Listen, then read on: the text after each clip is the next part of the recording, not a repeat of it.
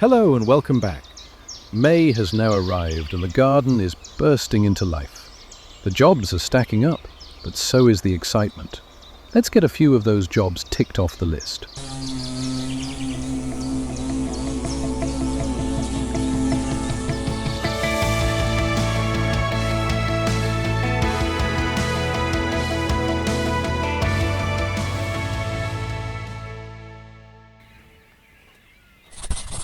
I'm now getting my shallots and onion sets in. Yes, I know I'm a little bit late, but to be honest, I seem to be behind with most things this season.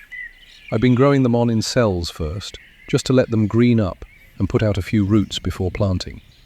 I don't know if it's a fact, but I've found the birds tend to leave them alone more when they're already growing, rather than planting dry sets straight into the ground. So now it's just a case of getting them in, spacing them out, and letting them get established.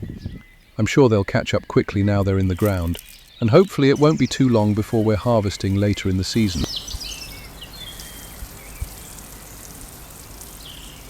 We've got a few strawberries growing in the polytunnel, and they're ready to pick and eat, with a bowl of ice cream. I just thought I'd share, as we're excited about the first crop of the season. Once again, I'm a little bit behind with planting the potatoes. Although, to be honest, that seems to be the story with most things in the garden this season. Still, I'm sure they'll catch up once they get going. The variety I'm planting here is Charlotte, which is one of our favourite summer salad potatoes.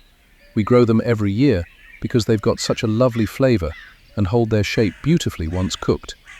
To plant them, I start by digging a trench and laying the tubers out along the bottom. I actually like to space mine a little closer together than the packet recommends, mainly because we prefer our salad potatoes slightly smaller.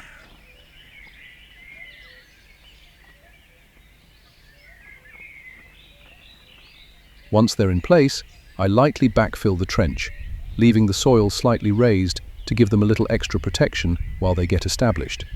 Then, as the shoots begin to emerge and poke their heads through the soil, I'll gradually earth them up over the coming weeks.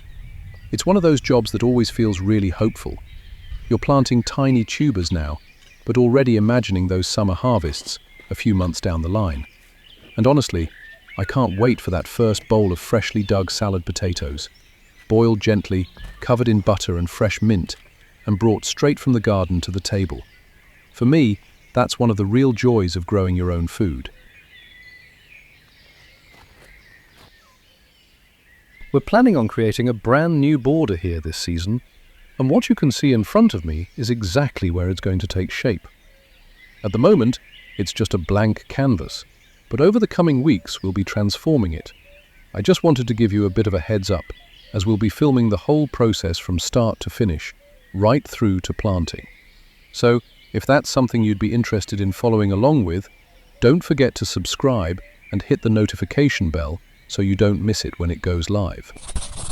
We've got a line of lavender running along our gravel drive, and even though we trim it back each year, it still manages to drop plenty of seed. It's one of those things I've never really paid much attention to before, but recently there were hundreds of tiny seedlings popping up between the stones. So I took a closer look, and after a quick rub and sniff, it turns out they're all little lavender plants.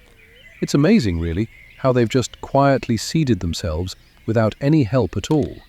So, rather than leaving them there, I've started carefully moving the gravel aside and lifting them. It takes a bit of patience, but it's well worth it.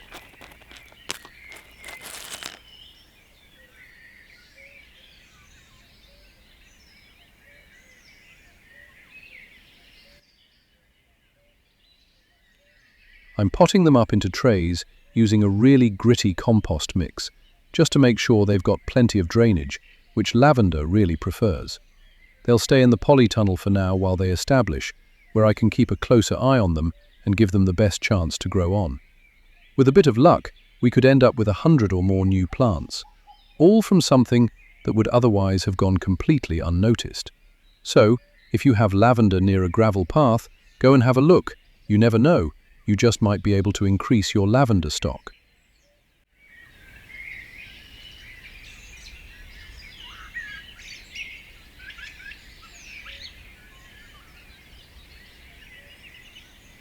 Growing gladioli is something we do every year, but always as cut flowers for the house. Because of that, we plant them in succession, one row at a time.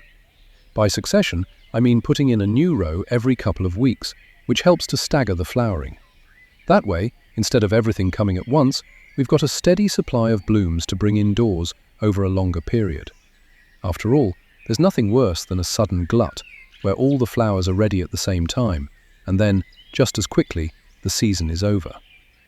When it comes to planting, I like to keep things nice and simple. I dig a shallow trench. I just find it a lot easier than making individual holes, and then I'll mix in a bit of compost to give the bulbs a good start.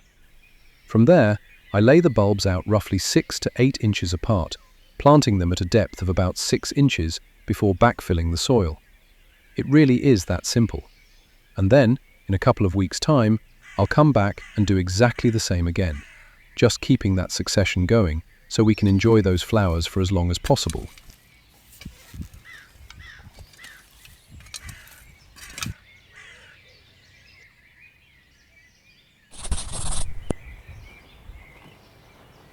Like most people, I've always had a bit of a soft spot for roses. And over time we've started to create a small rose walk here in the garden.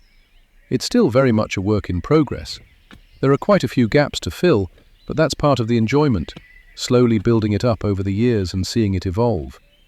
Recently, we picked up this rose, Harlow Carr, by David Austin Roses. If any of you are growing it, I'd genuinely love to hear your thoughts, so do drop a comment below and let me know how you found it. When it comes to planting roses, like most things in gardening, everyone tends to have their own way of doing it. But for me, I like to keep things fairly simple and straightforward. The first thing I'll do is give the rose a really good soak in a bucket of water, usually for around half an hour or so. It just makes sure the root ball is fully hydrated before it goes into the ground. While that's soaking, I'll get on with digging the hole. I like to break up the soil at the bottom and mix in a bit of compost. Nothing too fancy, just to help improve the structure and give the roots a good start. When it comes to planting, I always make sure the hole is no deeper than the pot it's come in. Then I'll gently remove the rose, being careful not to disturb the roots too much, and position it in place. Now, one thing I've heard quite a bit about is using mycorrhizal fungi, adding it directly onto the roots before planting. It's not something I've actually used myself, but it's definitely something I'm curious about. So again, if you've tried it, I'd be really interested to hear what you think.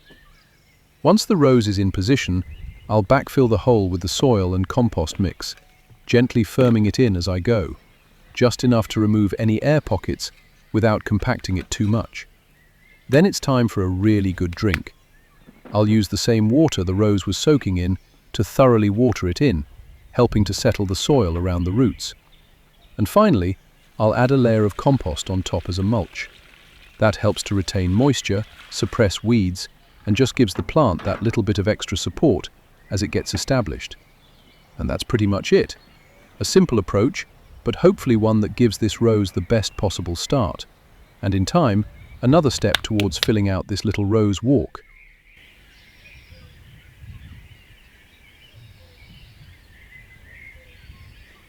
Don't forget, we still need to keep on top of deadheading our daffodils and tulips at this time of year. Once the flowers begin to fade, it's a good idea to remove the old flower heads before they start putting energy into producing seed. That way, the plant can focus all its energy back into the bulb instead, helping to produce a good display again next spring.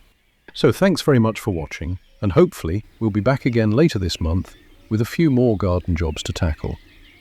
If you've enjoyed the video, please do like and subscribe. It really does make all the effort worthwhile. Cheers, and we'll see you next time.